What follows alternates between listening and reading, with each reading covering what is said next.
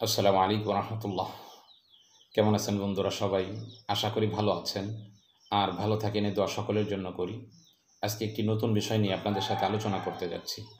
আলোচনার পূর্বে একটি সুসংবাদ হলো 15 জুলাই থেকে শুরু হতে যাচ্ছে আমাদের রুকিয়া ও তদবির শিক্ষা কোর্স। যে সমস্ত বন্ধুরা ভর্তি হতে আগ্রহী তারা ডিসপ্লেতে দেওয়া নাম্বারে যোগাযোগ করে ভর্তি হয়ে যাবেন ইনশাআল্লাহ। তো আজকে আমরা যে বিষয়টা নিয়ে আলোচনা করতে যাচ্ছি, আমরা মোদাব্বির জগতে যারা কাজ করে থাকি বা রুকিয়া রাখি যারা, এরা অনেক ক্ষেত্রে কিছু রোগী এমন পাই যাদের উপর কোনো তদবিরই কাজ করে না।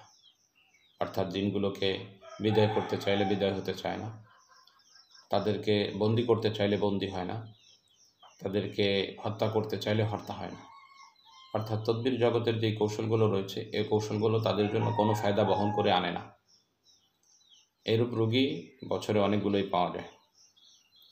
এই সমস্ত রোগীদের ক্ষেত্রে আমাদের প্রচেষ্টা করতে হয় সর্বদাই যে কী করে রোগীকে সুস্থ করা যায়, অতি দ্রুতই সমাধান হয়, এজন্য চেষ্টা করতে থাকতে হয়।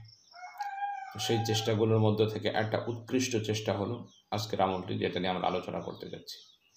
এই আমলটি এখলাসের সাথে প্রয়োগ করলে আমি আল্লাহ তাআলার কাছে আশাবাদী, জিনেরা রোগীর শরীরে আর থাকতে পারবে না, রোগী ছেড়ে চলে যাইতে বাধ্য হবে ইনশাআল্লাহ।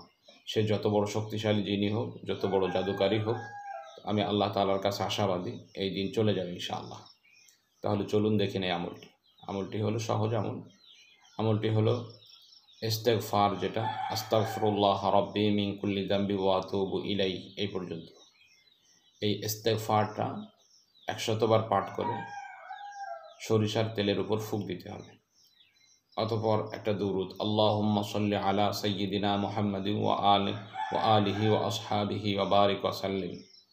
এই দুরূদটা, আল্লাহুম্মা সাল্লি আলা সাইয়্যিদিনা মুহাম্মাদিন ওয়া আলিহি ওয়া আসহাবিহি ওয়া বারিক ওয়া সাল্লিম, এই দুরূদটা 100 বার পাঠ করবেন। 100 বার পাঠ করার পর সরিষার তেলে ফুঁক দিবেন।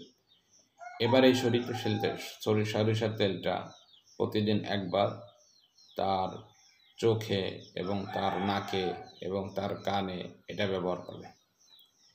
চোখে, নাকে, কানে ব্যবহার করবে এবং গোসলের পরে সমস্ত শরীরে ভালোভাবে হালকা করে নিয়ে মালিশ করবে।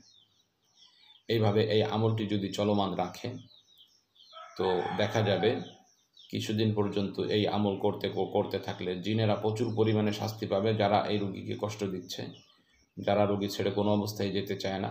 তো ধীরে ধীরে বাধ্য হয়ে এই জিনগুলো রোগী ছেড়ে অন্য কোথাও চলে যাইতে বাধ্য হবে। এই আমলটি খুবই পাওয়ারফুল। এখলাসের সাথে, বিনয়ের সাথে, আল্লাহ তাআলার প্রতি পূর্ণ আস্থা রেখে যদি আপনি তদবিরটি প্রয়োগ করেন তো অতি দ্রুতই ভালো রেজাল্ট পাওয়া যাবে ইনশাআল্লাহ।